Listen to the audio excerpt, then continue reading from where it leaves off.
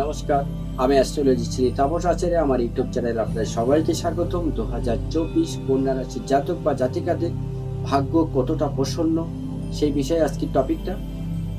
প্রথমেই বলবো, কন্যা রাশির জাতক জাতিকা কিন্তু বুধির অধীনী, তার মানে বুধ।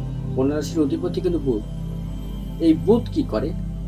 আমাদেরকে ডেকোরেশন শেখায়, আমাদেরকে কথা বলা শেখায়, আমাদেরকে মার্কেটিং শেখায়, আমাদেরকে শেয়ার শেখায়, আমাদেরকে ইঞ্জিনিয়ারিং লাইন শেখায় কিভাবে জিনিসটা করতে হবে, আমাদের একাগ্রতা কিভাবে বাড়াতে হবে, কিভাবে আমার ক্যারিয়ারটাকে সাজাবো, এই কন্যা রাশির জাতক বা জাতিকারা। কিন্তু কন্যা রাশির জাতক বা জাতিকারা কিন্তু একটু লেজি, ভীষণ ঢিলি,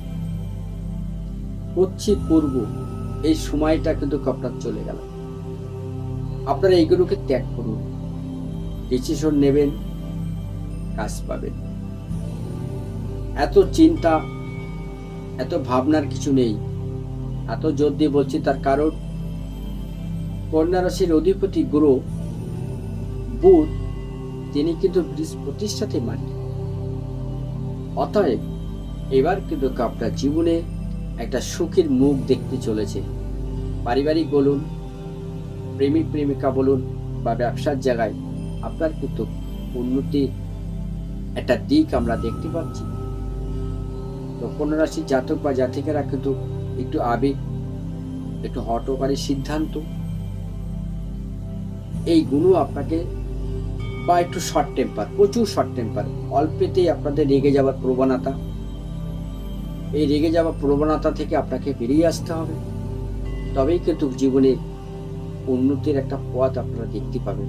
কারণ কন্যা রাশির জাতক বা জাতিকারা কিন্তু খুব একটা রোমান্টিক মুডি থাকতে পছন্দ করে। এরা কিন্তু আর্টিফিশিয়াল লাইফটা বেশি পছন্দ করে না।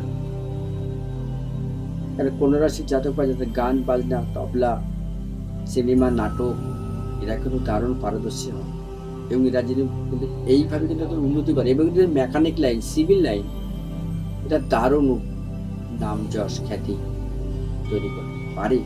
পরিবারের জীবন মোটামুটি এদের খুব ভালো যায়। তবে আজকে এই পর্যন্ত। সবাই ভালো থাকুন, সুস্থ থাকুন।